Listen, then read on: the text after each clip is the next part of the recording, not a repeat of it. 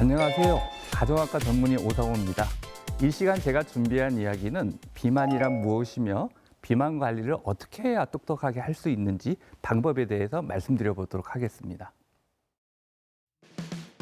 하루에 음식물 섭취를 800kcal 이하로 제한하는 초저열량식 다이어트와 음식물 섭취 시간을 조절하는 간헐적 단식으로 단시간에 살을 빼려는 사람들이 많은 요즘, 당 지수를 낮추는 음식물을 적정량 섭취하고 매일 10분 이상 숨이 찰 정도로 운동하며 성인 기준 하루 7시간에서 9시간의 적정 수면 시간만 유지하면 체지방은 빠질 수밖에 없다는데, 만병의 근원이라 불리는 비만의 증상과 건강한 다이어트 방법에 대해 자세히 알아보자. 비만에 대해서 이야기하기 전에요. 그런 이야기를 하시는 분들이 굉장히 많습니다. 나는 살찌는 게 내 팔자야. 내 유전자가 그렇게 돼 있어. 하는 이야기들 많이 하시죠. 이런 유전자의 힘이 그러면 비만을 결정하냐? 맞습니다. 비만을 많이 결정하는데요. 근데 한번 우리가 또 다른 입장에서 한번 볼 필요가 있는데, 이 유전자라는 게요, 어떻게 이렇게 작용을 하느냐 하는 이 그림을 보면 쉽게 알 수가 있는데, 보통 우리가 그 인류의 조상을 아담과 이브라는 이야기를 많이 하죠. 그 그림을 보면 아담과 이브는 항상 그렇게 백인으로 그려져 있습니다. 근데 사실은 아담과 이브의 시작을 이 그림에서 보면요, 고고학적 연구를 해보면은 그 시작은 바로 아프리카 중부입니다. 그림에 어때 아프리카 중부에 있던 분들이 이렇게 이동을 하기 시작하면서 이제 이분들의 이동 경로에 따라서 어떤 분은 유럽 쪽으로 가고 어떤 사람은 북유럽으로 가고 어떤 사람은 우리한테 오는데요. 사실 우리하고 북유럽하고 이렇게 나뉘는 중간 지점이 어디쯤 보냐 하고 보면 이 중앙아시아, 그림에 나와 있는 이 중앙아시아 정도에서 시작된 걸로 보는데, 거기서 이제 몇만 년 전에 이렇게 서로 헤어졌는데, 이 몇만 년 사이에 이 둘 간의 그렇게 유전적인 차이는 지금 조사해봐도 그렇게 크지는 않습니다. 그렇지만은 북유럽에 간 사람들은 얼굴이 하얗고요. 저희는 얼굴이 누렇고, 또 일부는 인도나 이런 쪽에 갔는데 그분들은 얼굴이 까맣습니다. 왜 이렇게 됐을까요? 사실 유전적인 차이가 굉장히 방금 전에 보여드렸듯이 아주 큰 힘을 가지고는 있지만은, 내가 속하고 내가 살아가는 환경이나 내가 먹는 음식이나 나의 생활 습관, 여기에 대해서 많이 결정을 받는다는 게 이 그림이 말해주고 있는 내용입니다. 그래서 사실은 우리가 유전자라는 게 가만히 있는 게 아니고요. 내가 필요한, 내가 강한 햇빛에 쪼였을 때 내 피부를 까맣게 만들어야 되는 그런 유전자에 있는 단백질을 발현시키기 위해서는 우리 유전자는 그냥 있는 게 아니라 주변 환경하고 서로 이야기를 하면서 이쪽 환경에 필요한 단백질을 발현시키겠다, 안 발현시키겠다를 조절합니다. 이 조절하는 메커니즘이 최근에 발견돼서 그걸 후성 유전학이라고 그러는데요. 그래서 유전자가 가만히 있는 게 아니라 내 환경, 내가 먹고 내가 생활하는 습관하고 서로 연관지어서 이야기하면서 스스로를 조절한다. 이렇게 밝혀졌죠. 근데 이게 왜 중요하냐면은 비만이 바로 이런 질병의 대표적인 이야기이기 때문입니다. 사실 우리 인류는 항상 배고팠어요. 배고픈 환경에서 어떻게든 살아남으려고 굉장히 노력을 많이 했는데요. 배고파서 굶어 죽지 않기 위해서는 항상 조금만 먹어도 몸 안에 에너지를 저장하는 데 익숙해져 있습니다. 근데 에너지를 저장하는데 탄수화물, 단백질, 지방이 에너지가 높은 에너지 저장원인데, 탄수화물, 단백질보다 지방이 에너지가 훨씬 높기 때문에 항상 우리 몸에 조금만 먹어도 환경이 안 좋거나 배고프거나 뭐 그럴 때는 이 지방으로 저장하는 능력, 거기에 관련된 단백질 발현 능력이 훨씬 향상돼서 몸 안에 조금이라도 더 지방을 저장하려고 하는 경향이 강해졌던 거죠. 근데 항상 우리는 배고픈 환경에 살다가 최근 들어서 갑자기 배부른 환경에 살게 됐습니다. 그러다 보니까 조금만 먹어도 지방으로 에너지를 저장하는 능력들은 너무 탁월해졌고요. 그러다 보니까 이게 조금만 먹어도 살이 찌는 그런 모습이 돼버린 거죠. 이렇게 두 사람이 있습니다. 두 사람이 있는데 몸무게나 키 이런 똑같은데요. 여러분이 보시기에는 어느 쪽이 더 비만해 보이세요? 분명히 왼쪽에 있는 분이 더 비만하다고 말씀을 하실 것 같아요. 둘 차이는 뭘까요? 지방이 얼마나 있는 거죠. 몸무게 갖고 키가 똑같다 하더라도 우리는 이제 그 비만을 이야기할 때 몸무게 갖고 이야기하지 말라는 이야기를 제가 드리고 싶습니다. 몸무게 똑같잖아요, 두 사람이. 근데 왜 우리가 그러면 체지방이 누가 많으냐를 따져야 되고요. 자, 그다음에 요즘 체지방률을 이런 기계로 검사를 하는데 상당히 정확하고 쓸만합니다만은 꼭 말씀드리고 싶은 내용 중에 하나가 지방이 다 똑같이 않다는 이야기입니다. 같은 지방이라도요, 피부 밑에 있느냐, 내장 쪽에 있느냐에 따라서 건강에 미치는 영향도 다르고 살이 빠지는 속도도 다릅니다. 그게 같은 지방이 아니에요. 문제는 이 체지방률로 측정을 하면은 그냥 온몸에 있는 지방만 측정해야지 어디에 얼마나 있는 지방인지 잘 알 수가 없다는 거죠. 그래서 사실은 체지방률 따지는 것보다 저런 기계 재는 것보다 정확하긴 하지만 저 기계 재는 것보다는 사실 허리둘레 하나 재는 게 훨씬 낫습니다. 왜냐하면 우리 몸에 제일 나쁜 게 뱃속에 있는 내장 지방이기 때문이죠. 근데 그 지방이 그냥 허리둘레 하나만 재더라도 사실은 아까 했던 전체 지방 측정하는 것보다는 훨씬 더 질병을 잘 예측하거든요. 그 이유 중에 하나가 뭐냐면은 여성들은 보면은 아랫배하고 허벅지에 지방이 많아요. 거기 고민들이 되게 많으시잖아요. 근데 거기 있는 지방은 질병하고 별 관련이 없어요. 그러다 보니까 거기 있는 지방은 체지방 전체를 측정하면 많아 보이지만은 건강하고 별 관련이 없고요. 이 배에 있는 내장에 있는 지방이 주 관련이 있기 때문에 허리둘레 하나 측정하는 게 더 좋고, 그다음에 같이 살을 빼더라도요. 지방이 어느 쪽에 빠지느냐, 제일 빨리 빠지는 거는 복부에 있는 내장 지방이에요. 그래서 사실은 허리둘레 하나 재고 또 내가 살이 제대로 빠지고 있는 건지는 몸무게 재는 것보다 허리둘레 하나 재는 게 훨씬 낫다 하는 이야기를 또 드리고 싶고요. 그 다음에 이제 또 하나 잊지 말아야 될 게는 지방이 내장 쪽에 쌓이다 이제 내장에 지방이 넘치면 어디 딴 데 가서 쌓여야 되거든요. 근데 딴 데 가서 쌓이는 지방이 어느 거냐면은 간이나 근육에 박혀 있는 지방들이 되게 많습니다. 근데 건강검진이나 이런 걸 하시면서 측정을 해봤는데 지방간이 많이 있으시군요 하는데 몸무게는 별로 안 나가고 근데 뱃살은 좀 나와 있는 분들은 이 지방간이 쌓이는 이유가 내장 지방에 쌓이다 넘쳐서 저쪽까지 갔구나 하고 생각을 하시고 나는 이제 어떻게든 운동 식사요법으로 뱃살을 줄여야 된다는 사실을 명심하셨으면 좋겠습니다. 그래서 지금부터는 원칙을 좀 말씀을 드리려고 해요. 그 원칙 몇 가지만 잘 익히시더라도 아주 우리 몸의 그 비만을 예방하고 관리하는 데 큰 도움을 받을 수가 있는데요. 먼저 탄수화물, 단백질, 지방 이야기를 먼저 해볼까요?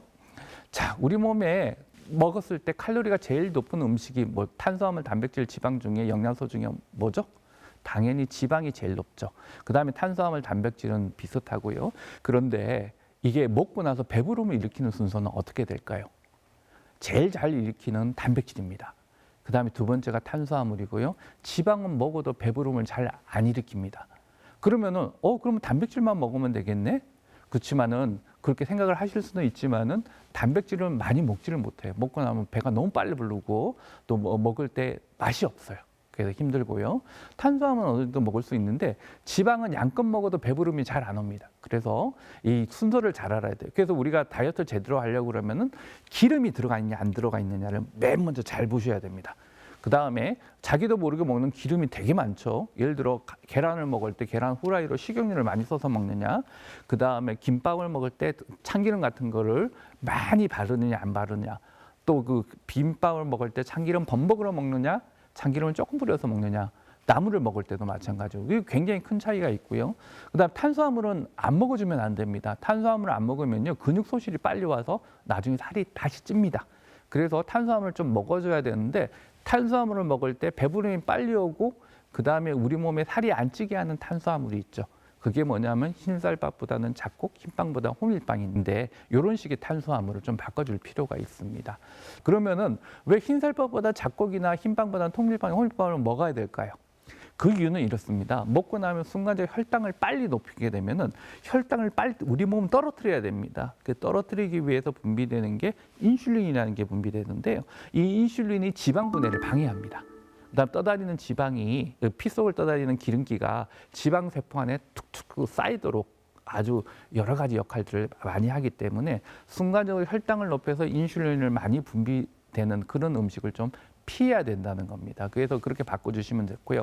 그 다음에 단백질을 꼭 섭취해야 됩니다. 근데 단백질 섭취하실 때 거의 몇 끼니 드시는 게 좋은데 한 주먹 정도 양으로 이렇게 드셔주시면 굉장히 좋고요.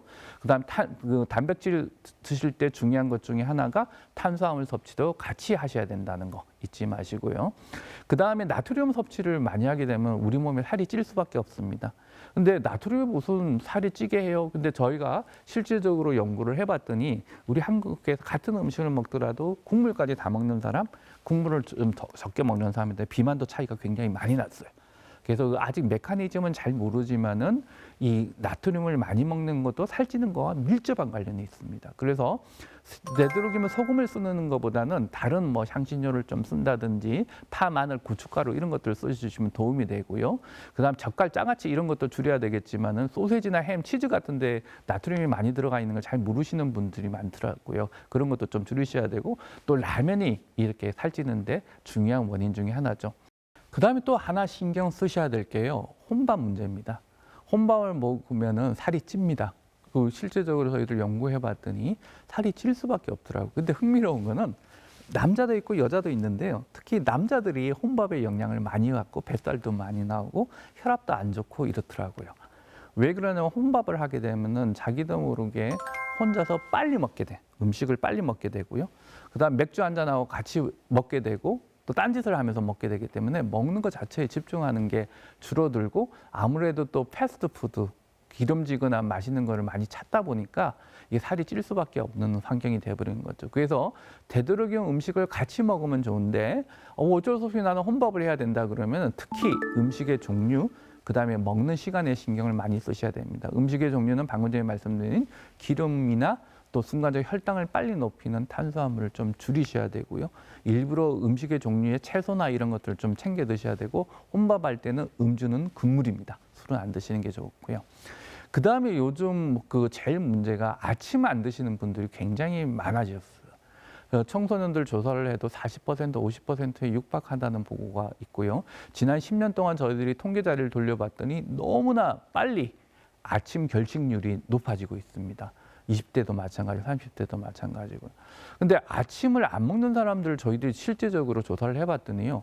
칼로리도 적게 먹고 그다음에 그 칼로리도 적을 뿐만 아니라 뭐 먹는 칼로리 안에서 탄수화물, 단백질, 지방, 살이 찔 수 있게 하는 이런 요소들이 다 적게 먹는데도 아침을 안 먹으면은 살이 찌는 걸로 나왔습니다. 그래서 저희들이 왜 그런가 하고 조사를 해봤더니요.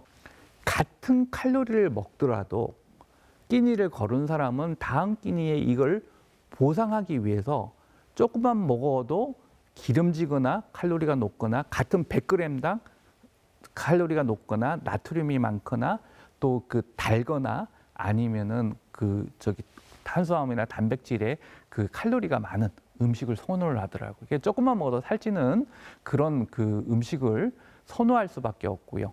또 아침을 굶었기 때문에 다음 끼니에 그걸 보상하기 위해서 그런 살이 찔 수밖에 없는 음식들을 찾게 되는 경향이 있다는 것을 저희들이 확인했습니다. 그래서 사실은 살 뺄 때 좋은 방법은 뭐 요즘 뭐 간헐적 단식 이런 이야기를 하는데요. 간헐적 단식도 이론적으로 뭐 훌륭하죠. 오토파지 이론부터 시작해가지고 실제적으로 동물 실험도 결과가 좋게 나오니까요.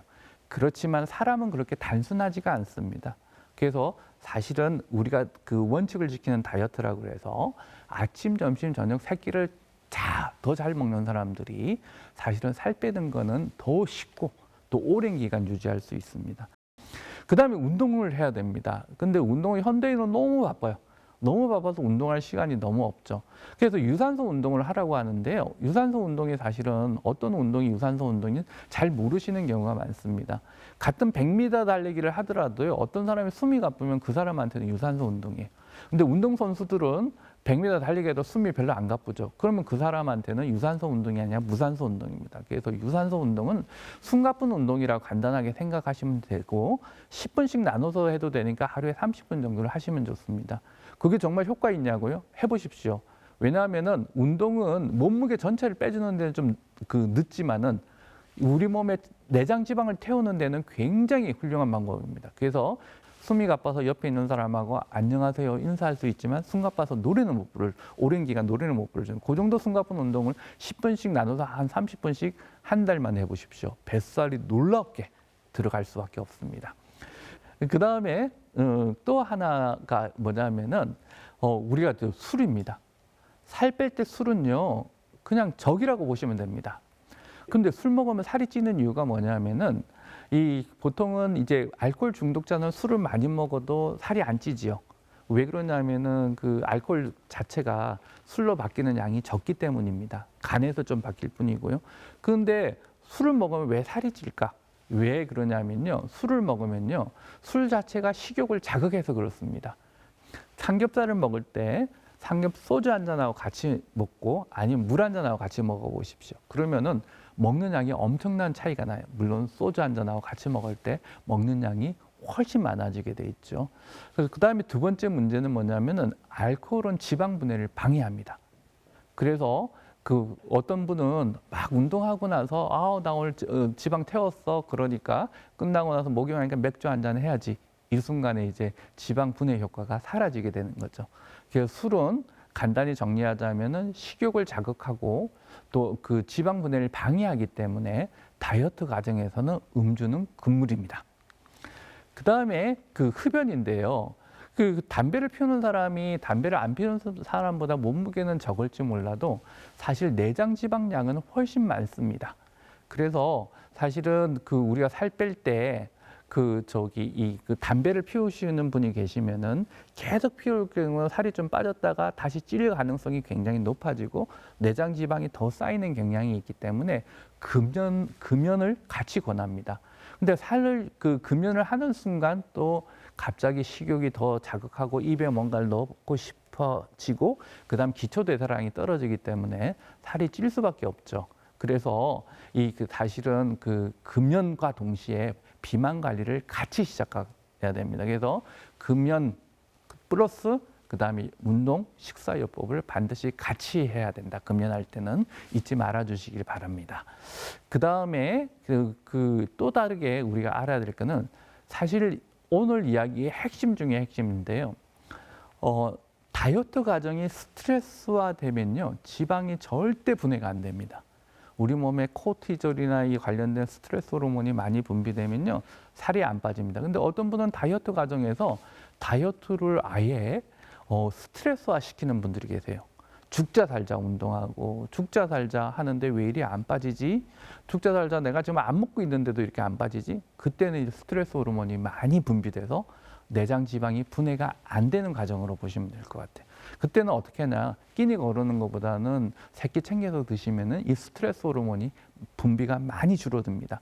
운동도 죽자 살자 하는 것보다는 조금 쉬었다가 여유 있게 가벼운 운동으로 전환을 해주시면은 생각보다는 안 빠지던 살이 쉽게 쑥 빠질 겁니다. 그래서 이 우울증 스트레스 관리 이거는 굉장히 중요하다는 말씀을 꼭 드리고 싶고요. 그 다음에 마지막 하나 더 남았습니다. 그게 뭐냐면은 잠이에요. 근데 우리가 전에는 잘 몰랐는데 연구를 하다 보니까 현대인이 수면 시간이 점점 줄어들고 있고 수면의 질이 나빠지고 있습니다. 이게 현대인 건강을 가장 위협하는 요인 중에 하나인데요. 실제적으로 살을 얼마나 수면 시간이 얼마일 때 제일 잘 빠지나 연구를 해봤더니 성인의 경우 한 7에서 9시간 정도 잘 때 살이 제일 잘 빠진다고 그럽니다. 근데 비만 클리닉에서 실제적으로 비만 환자를 보면은 수면 시간이 5시간, 4시간 되시는 분이 너무 많으세요. 또 뚱뚱해지고 나면은 목이나 이 기도에 기름이 많이 차여서 수면 무호흡증이나 코골이가 심해져서 깊은 잠을 못 자니까 오히려 이런 것들이 식욕 조절 호르몬을 많이 흔들어 버려 가지고 살이 안 빠지는 경우가 많습니다. 그래서 적절한 수면이 무엇보다 중요하고요. 제대로 된 수면을 하려고 그러면은 일단 첫 번째는 밤늦게 핸드폰이나 이런 걸 쓰시면 안 됩니다. 거기에 보면은 거기에 그 블루라이트라는 게 나와서 우리 몸의 수면을 돕는 멜라토닌이라는 그 호르몬의 분비를 떨어뜨리기 때문에 깊은 잠을 못 잡니다. 그래서 되도록이면은 밤늦게 이런 거 쓰지 마시고요.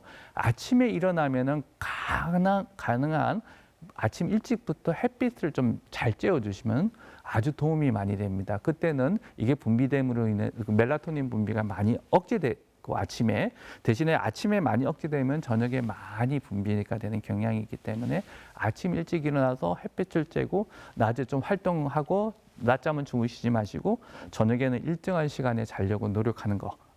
이게 비만 관리의 또 핵심이고 또 수면 조절을 위해서 건강 관리를 위한 핵심이라고 할 수 있습니다. 자, 그 외에 또 드릴 수 있는 요즘 비만 약들이 많이 나와 있는데요. 비만 약들은 굉장히 효과적입니다. 요즘 약들이 굉장히 안전하고 효과적인 거라서 본인이 이런 생활 습관 관리를 통해서 안 됐을 경우는 아무래도 의사 선생님들을 만나서 고도 비만일수록 치료를 좀 받으시는 것도 한 가지 고려해 보실 만한데요. 꼭 드리고 싶은 이야기는 검증된 약을 써야 됩니다. 요즘 뭐 인터넷이라든지 이런데 뭐 여러 가지 이상한 경로로 비만 약이니 무슨 제품이니 판매하는 경우가 많은데 그 어느 것도 입증이 안 돼 있는 것들이 많습니다. 그런 것들은 좀 피하시고요. 그다음에 그런 약으로 넘어가기 이전에 방금 전에 말씀드린 기본적인 지식들 좀 잘 이행하시고 원칙을 지키는 다이어트를 했을 때는 웬만하면 다 빠집니다. 그러나 만약 이게 어려울 경우는 의료진의 도움을 받으시되 이상한데 유혹되지 마시고 원칙을 지키는 그런 형태의 다이어트를 해주셨으면 좋겠습니다.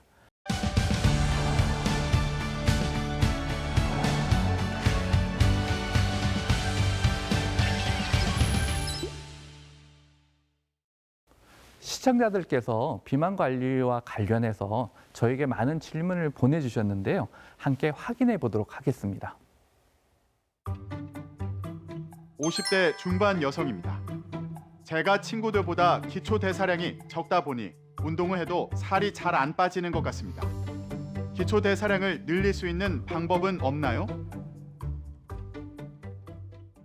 예, 기초 대사량을 늘릴 수 있는 방법 중에 하나가 단백질하고 탄수화물을 균형 잡게 먹는 게 첫 번째고요.